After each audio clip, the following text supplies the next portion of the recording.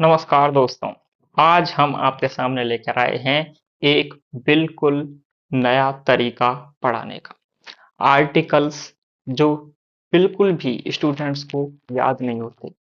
बहुत सारे स्टूडेंट हैं जो कहते हैं कि हमें आर्टिकल्स याद नहीं होते। आज आप एक स्टोरी सुनिए, एक रमेश की स्टोरी, एक छोटे से कस्बे में रहने वाले रमेश की स्टोरी से हम आज आर्टिकल 13 को आपको कंप्लीट समझाएंगे। जैसा कि आपको पीछे दिख भी रहा है, आज हम कहानी सुनेंगे और कहानी के साथ पढ़ाई करेंगे। एक बार आप इस स्टोरी को देखिए और फिर मिलते हैं आपको स्टोरी के बाद, और उसके बाद भी कहीं जाना नहीं है। आर्टिकल को हम ओरिजिनल संविधान से करने वाले हैं उसके बाद, और फिर देखिए आर्टिकल 13 आपके माइंड से कभी भी गायब नहीं होगा। तो चलिए शुरू करते हैं। साल 1948 की बात है। राजस्थान के एक छोटे से कस्बे में रमेश नाम का एक युवक रहता था। वो पढ़ा लिखा, जागरूक और निडर इंसान था। गांव में किसानों और मजदूरों पर होने वाले अन्याय के खिलाफ वो लोगों को जागरूक करता था। उस समय अंग्रेजों के दौर का एक पुराना कानून लागू था, जिसके अनुसार सरकार की आलोचना करना, बिना अनुमति सभा करना और लोगों को संगठित करना अपराध माना जाता था। सरकार इसे सख्ती से लागू करती थी। एक दिन गांव के चौपाल में रमेश ने किसानों की समस्याओं पर एक सभा आयोजित की। उसने लोगों से कहा, हर इंसान को अपनी बात कहने और अन्याय के खिलाफ आवाज उठाने का अधिकार होना चाहिए। गांव के लोग उसकी बातें सुनकर उत्साहित हो गए। तभी अचानक पुलिस वहां पहुंच गई।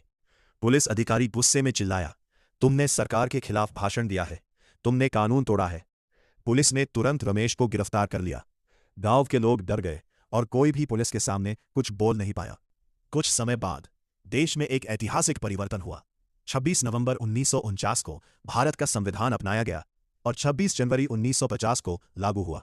संविधान ने भारतीय नागरिकों को मौलिक अधिकार दिए, जैसे अभिव्यक्ति की स्वतंत्रता, समानता का अधिकार और स्वतंत्र जीवन का अधिकार। संविधान में article 13 of the Indian constitution नामक एक महत्वपूर्ण प्रावधान था। अनुच्छेद 13 कहता था कि संविधान लागू होने से पहले बने वे सभी कानून जो मौलिक अधिकारों के विरुद्ध है, उस सीमा तक शून्य और प्रभावहीन हो जाएंगे। जब रमेश के परिवार ने यह सुना तो उन्हें उम्मीद जगी कि अब रमेश जेल से रिहा हो जाएगा। उसके वकील ने अदालत में जाकर कहा, माननीय न्यायालय, जिस पुराने कानून के आधार पर रमेश को गिरफ्तार किया गया, वह अब भारतीय संविधान के मौलिक अधिकारों के विरुद्ध है। इसलिए अनुच्छेद 13 के अनुसार वह कानून शून्य हो चुका है। पूरी अदालत शांत थी। न्यायाधीश ने संविधान की प्रति खोली और गंभीर आवाज में कहा, यह सत्य है कि संविधान लागू होने के बाद ऐसा कानून मौलिक अधिकारों के विरुद्ध होने के कारण प्रभावहीन हो जाता है। लेकिन भारतीय संविधान में अनुच्छेद 13 के अंतर्गत भविष्यलक्षी सिद्धांत लागू होता है। इसका अर्थ यह है कि संविधान केवल भविष्य में ऐसे कानूनों को निष्प्रभावी बनाता है, भूतकाल में किए गए कार्यों को स्वतः अवैध नहीं ठहराता। रमेश और गांव के लोग ध्यान से न्यायाधीश की बातें सुन रहे थे। न्यायाधीश ने आगे कहा, रमेश की गिरफ्तारी उस समय हुई थी जब वह पुराना कानून वैध और लागू था। इसलिए संविधान लागू होने के बाद भी उसकी पुरानी गिरफ्तारी स्वतः समाप्त नहीं होगी। अनुच्छेद 13 उस कानून को भविष्य के लिए शून्य बनाता है, लेकिन अतीत में हुई कार्रवाई पर उसका प्रभाव नहीं पड़ता। अदालत का फैसला सुनकर गांव में सन्नाटा छा गया। रमेश जेल की सलाखों के पीछे खड़ा संविधान की ओर देख रहा था। उसके चेहरे पर दुख जरूर था, लेकिन आंखों में एक संतोष भी था। उसे एहसास हुआ कि उसका संघर्ष व्यर्थ नहीं गया। जिस अन्यायपूर्ण कानून ने उसे जेल भेजा, वह अब भविष्य में किसी और भारतीय की आवाज नहीं दबा पाएगा।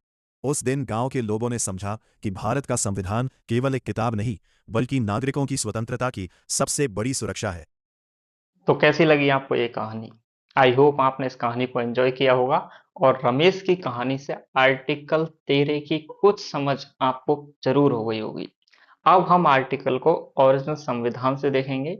और एक बात मैं आपको और बता दूं, रमेश की कहानी एक हाइपोथेटिकल कहानी है और इसका वास्तविकता से कोई लेना देना नहीं है। ये मेरे द्वारा बनाई गई है, इसलिए आप इसमें कहीं भी वास्तविकता ढूंढने का प्रयास ना करें। ये आपको एक समझाने के लिए बनाई गई थी। तो चलिए अब चलते हैं ओरिजिनल कॉन्स्टिट्यूशन की ओर। तो जैसा कि अब आप देख पा रहे हैं, हम ओरिजिनल कॉन्स्टिट्यूशन पा गए हैं। 1 मई 2024 से यथा विद्यमान, और भारत सरकार ने इसे जारी किया है। और अब हम बात करने वाले हैं आर्टिकल 13 की। जैसा कि आपको पता है, हम आर्टिकल 13 की बात कर रहे हैं। अभी अभी आपने एक इतनी अच्छी स्टोरी देखी रमेश की। अब उसके देखते हैं कि भारत का संविधान क्या कुछ कहता है।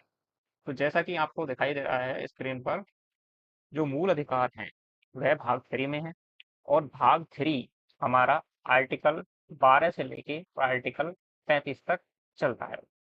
अब हम 12 में परिभाषा को इससे पिछली वीडियो में देख चुके हैं। अब बात कर रहे हैं आर्टिकल 13 की। आर्टिकल 13 में सब क्लॉज दिए हुए हैं, सब क्लॉजों को भी पढ़ना है क्योंकि आरपीएससी और जो अधीनस्थ बोर्ड है वे आजकल सब क्लॉज से क्वेश्चन बना रहे हैं। तो पहले सब क्लॉज पे आते हैं।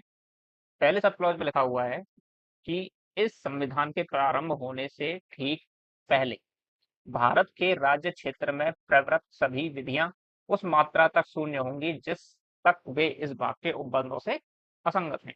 किस भाग से? भाग 3 से। भाग 3 मतलब कि मूल अधिकार। भाग 3 में मूल अधिकार है।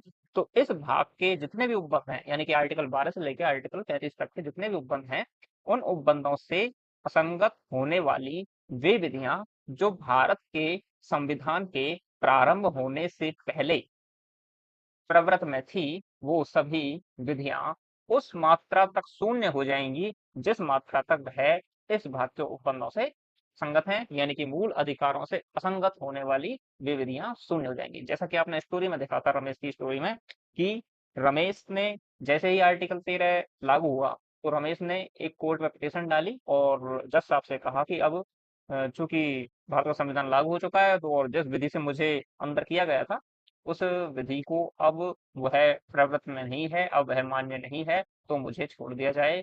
लेकिन वहां पर लगा था भविष्य लक्ष्य सिद्धांत और रमेश को छोड़ा नहीं गया था। भविष्य लक्ष्य सिद्धांत क्या होता है इसमें हम आगे बात करेंगे। फिलहाल हम आर्टिकल 13 को कॉन्स्टिट्यूशन से देख रहे हैं, जिसमें सब क्लॉज 1 हमने अभी अभी देखा, जो कि कहता है, एक बार फिर मैं आपको इसको अच्छे से बता रहा हूँ। आर्टिकल 13 उसका सब क्लॉज 1 कहता है कि संविधान प्रारंभ होने से ठीक पहले, संविधान प्रारंभ होने से मतलब कि 26 जनवरी 1950 से पहले भारत के राज्य क्षेत्र में जो भी विधियां थी, यानी कि जो भी लॉ थे, जो भी विधियां थी, वह अगर हमारे मूल अधिकारों से संगत हैं तो वह उस मात्रा तक शून्य होंगी। अब उस मात्रा तक शून्य होंगी इसका क्या मतलब है? एक उस मात्रा तक, इसका क्या मतलब है?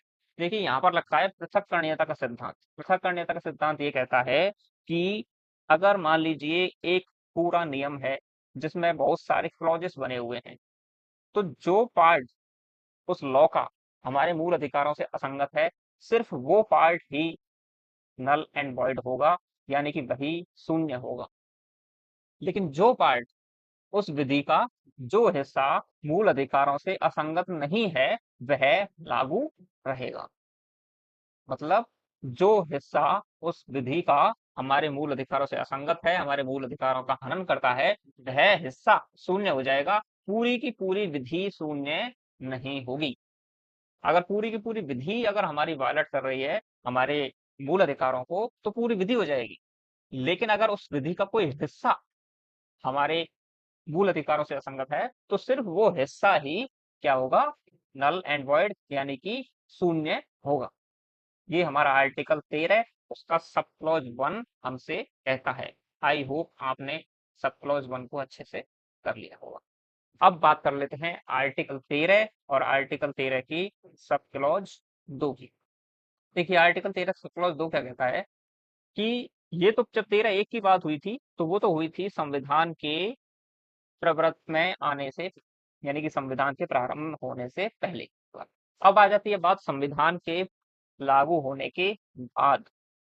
फिर बाद में भी तो कोई विधियां बनेंगी, तो बाद में सरकार, यानी कि संविधान लागू होने के बाद सरकार ऐसा कोई भी कानून नहीं बना सकती जो जो हमारे मूल अधिकारों को न्यून करती हो, यानी कि कम करती हो या छीनती हो। दोनों चीजें दी हुई हैं, या छीनती हो या न्यून करती हो। ना तो छीन सकती है और यहाँ तक कि कम भी नहीं कर सकती, कम भी नहीं कर सकती। ऐसी कोई विधि सरकार नहीं बनाएगी जो हमारे मूल अधिकारों को छीनती हो या कम करती हो। और अगर बना दी तो क्या होगा? मान लीजिए बना दी, सरकार बहुमत में है, बना दी, तो क्या होगा? तो वो विधि, उस विधि को कोर्ट में चैलेंज किया जाएगा और हमारा कोर्ट उस विधि को उस मात्रा तक शून्य घोषित कर देगा जिस मात्रा तक वह विधि हमारे मूल अधिकारों से असंगत है। समझ में आई बात? तो आर्टिकल 13 का सब क्लॉज एक बात करता है संविधान से लागू होने से पूर्व की विधियों पर, और आर्टिकल 13 का सब क्लॉज 2 बात करता है संविधान के लागू होने के बाद की विधियों की। इतनी बात आपको दिमाग में एकदम क्लियर कर लेनी है। सब क्लॉज 1 यानी कि सबसे पहले जो हमारा क्लॉज आ रहा है 13 में, वह संविधान से पूर्व की बात कर रहा है, और सब क्लॉज 2 जो कि क्लॉज 1 के बाद आएगा, वो हमारा संविधान से लागू होने के बाद की बात कर रहा है। इतनी बात है क्लियर? इसके बाद बात कर लेते हैं हम आर्टिकल 13 सब क्लॉज 3 की। अभी हम प्रावधान पढ़ रहे हैं, इसके बाद मैं एक एक की चर्चा करूंगा। इस पे एक लंबी चौड़ी बहस छिड़ी है, एक बहुत सारे केसेज हुए हैं, और इन पे होने वाले जितने भी केसेज हैं उनको भी थोड़ा थोड़ा हम इसमें देखेंगे। पहले हम इसको प्रावधानों को इसमें जो हमारे ओरिजिनल कॉन्स्टिट्यूशन में लिखा हुआ है उसके अनुसार देख लेते हैं, उसके बाद इसे डिटेल में देखेंगे। अब सब क्लॉज 3 पे देखिए, सब क्लॉज 3 क्या कहता है? सब क्लॉज 3 कहता है आर्टिकल 13 का कि विधि क्या है। भाई हम विधि विधि फर्स्ट में भी हमने विधि की बात की सब क्लॉज फर्स्ट में, सेकंड में भी हमने विधि की बात की सब क्लॉज सेकंड में। तो आखिर विधि है क्या? विधि को भी तो कोई परिभाषित करे। तो विधि को परिभाषित करने का कार्य किया गया है आर्टिकल 13 के सब क्लॉज 3 में। आर्टिकल 13 का सब क्लॉज 3 कहता है कि विधि के अंतर्गत, विधि के अंतर्गत सब क्लॉज 3 में 2 सब क्लॉज और दिए हुए हैं, का और खा, तो दोनों को हमें देखना है। देखिए विधि के अंतर्गत क्या क्या चीजें आती हैं। भारत के राज्य क्षेत्र में विधि का बल रखने वाला कोई भी अध्यादेश, आई होप अध्यादेश से आप सभी अच्छी तरह जानते होंगे अध्यादेश को। अध्यादेश लागू किया जा सकता है राष्ट्रपति द्वारा और राज्यपाल द्वारा, जब कभी भी हमारी जो संसद है, जो पार्लियामेंट है, केंद्र में संसद और राज्यों में विधानमंडल अगर नहीं बैठ रहा है और वह कोई सत्र अवकाश चल रहा है, सत्र अवसान चल रहा है, तो उस वक्त लॉ बनाने की अगर कोई इमरजेंसी आ जाती है, तो लॉ बनाने की जो कार्य है वह अध्यादेश द्वारा सरकार कर सकती है, और वो राष्ट्रपति कर सकता है, सॉरी, लेकिन राष्ट्रपति को कहेगी कौन? सरकार।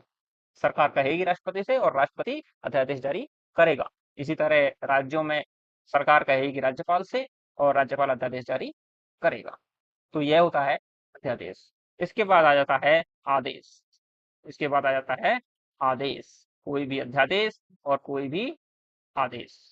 तो अध्यादेश और आदेश, इसके अलावा आ जाती है कोई भी उपविधि, कोई भी उपविधि। इन सभी को आपको इसी ऑर्डर में याद रखना है। इसके बाद आ जाता है कोई नियम, और उसके बाद आ जाता है कोई विनियम, विनियम के बाद अधिसूचना, और अधिसूचना के बाद रूढ़ी।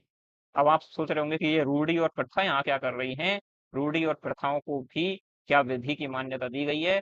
तो बिल्कुल आर्टिकल 13 का सब क्लॉज 3 और उसके अंदर भी सब क्लॉज का ये कहता है कि रूढ़ी और प्रथा भी विधि का बल रखती है। रूढ़ी और प्रथा भी विधि का बल रखती हैं। कई ऐसी रूढ़ियां, ऐसी प्रथाएं होती हैं जो विधि का बल रखती। तो आपको याद रखने हैं अध्यादेश, आदेश, उपविधि, नियम, विनियम, अधिसूचना, रूढ़ी या प्रथा।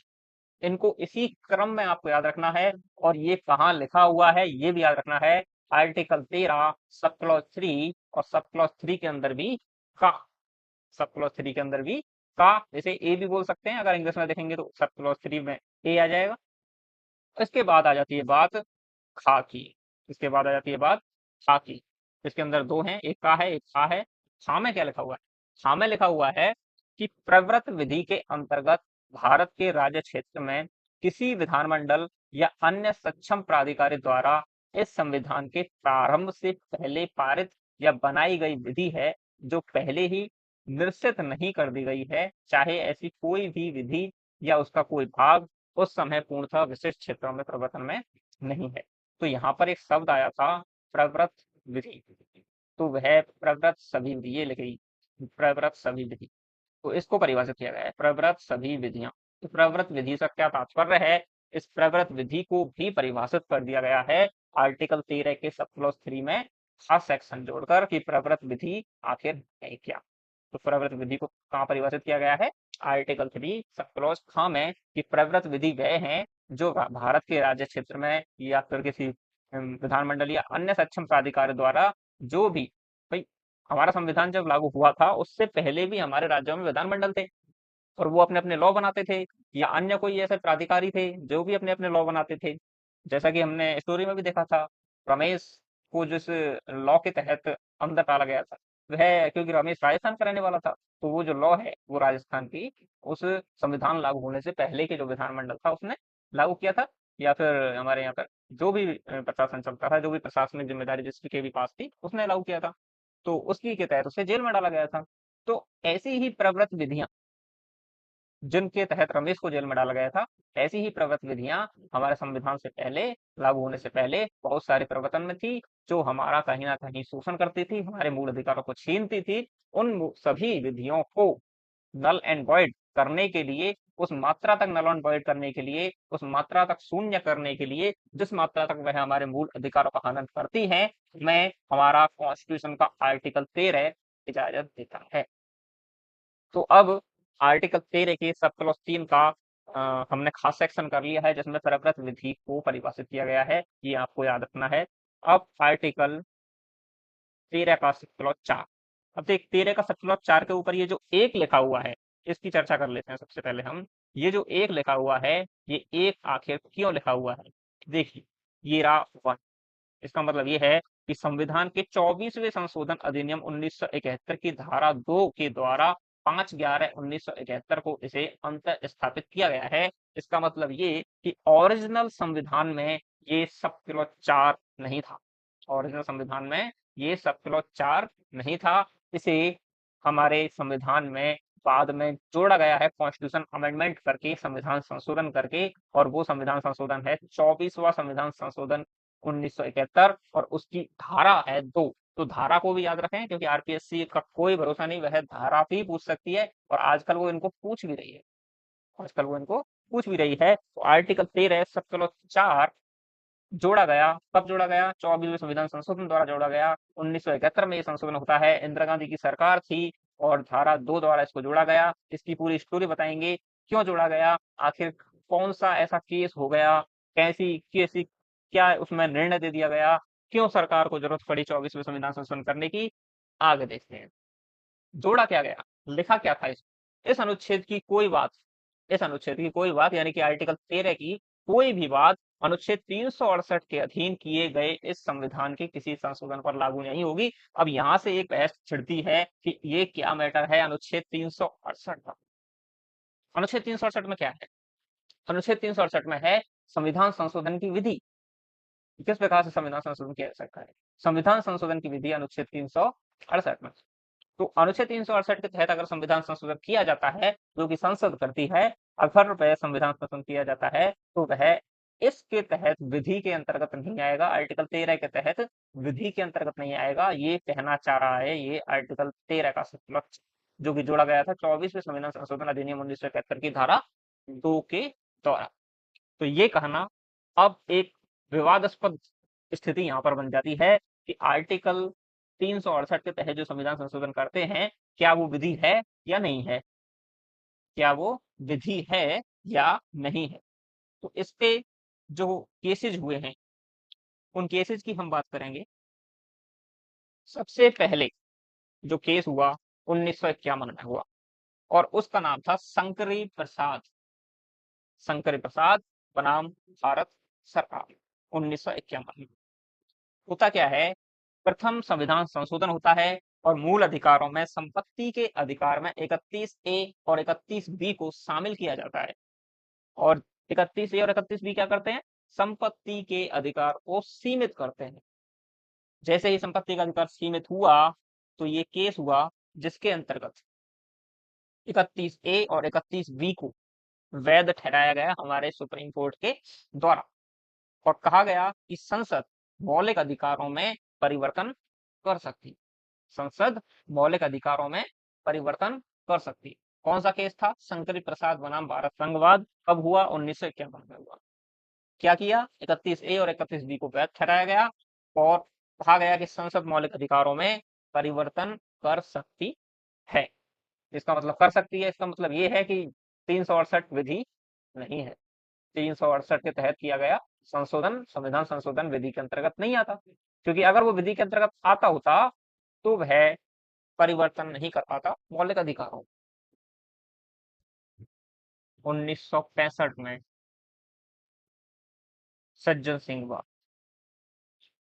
1965 के सज्जन सिंह वाद में कहा गया कि सरकार अनुच्छेद 368 के तहत संविधान के किसी भी भाग में परिवर्तन कर सकती है। इसका मतलब ये कि सेम डिसीजन को दोहरा दिया गया जो शंकर प्रसाद वाद में कहा गया। उसके बाद 1967 में आता है लैंडमार्क जजमेंट गोलकनाथ वाद, जिसने इंदिरा गांधी सरकार को बिल्कुल हिला के रख दिया और कहा गया कि सरकार 368 के तहत किसी भी भाग में परिवर्तन नहीं कर सकती, यानी कि मूल अधिकारों में परिवर्तन नहीं कर सकती। किसी भी भाग से मतलब मूल अधिकारों में परिवर्तन नहीं कर सकती, बाकी तो कर सकती है लेकिन मूल अधिकारों में परिवर्तन नहीं कर सकती। और अनुच्छेद 368 भी, मतलब अनुच्छेद 368 के तहत किया गया संशोधन भी विधि के अंतर्गत आता है, ये कहा गया था गोलकनाथ वाद में। सरकार इससे बिल्कुल बौखला गई एक तरह से, और अपने आप को सुप्रीम साबित करने के लिए सरकार ने अनुच्छेद 13 में सबका 4 जोड़ दिया, जिसके लिए 24वां संविधान संशोधन 1971 में किया गया और 13 में 17 4 जोड़ दिया, जिसमें लिखा हुआ है कि इस अनुच्छेद की कोई बात अनुच्छेद 368 के अधीन किए गए इस संविधान के किसी संशोधन पर लागू नहीं होगी। क्या कहानी यहां समाप्त हो जाती है? नहीं, आगे 1973 में एक लैंडमार्क जजमेंट आता है केशवानंद भारती वाद, जिसमें कहा गया कि सरकार किसी भी भाग में परिवर्तन कर सकती है, नो डाउट, यहाँ तक कि प्रियम्बल में भी कर सकती है, वो भी संविधान का पार्ट है, उसे भी संविधान का पार्ट मान लिया गया, प्रियम्बल को भी। लेकिन बेसिक स्ट्रक्चर से छेड़छाड़ नहीं होनी चाहिए। अब गवर्नमेंट ने सोचा कि ये बेसिक स्ट्रक्चर क्या है, तो सुप्रीम कोर्ट ने कहा कि बेसिक स्ट्रक्चर को समय समय पर डिफाइन किया जाएगा बाय द सुप्रीम कोर्ट। तो सुप्रीम कोर्ट बेसिक स्ट्रक्चर को समय समय पर डिफाइन करती है, कई जजमेंट्स में डिफाइन किया भी है और बहुत सारी प्रावधानों को बेसिक स्ट्रक्चर घोषित किया गया। तो ये पूरी कहानी भाग 3 आर्टिकल 13 की। अब हम कल आर्टिकल 14 पढ़ेंगे। तो आई होप आपको ये समझ में आया। तो समझ में आया है तो सब्सक्राइब कर दीजिए, लाइक कर दीजिए।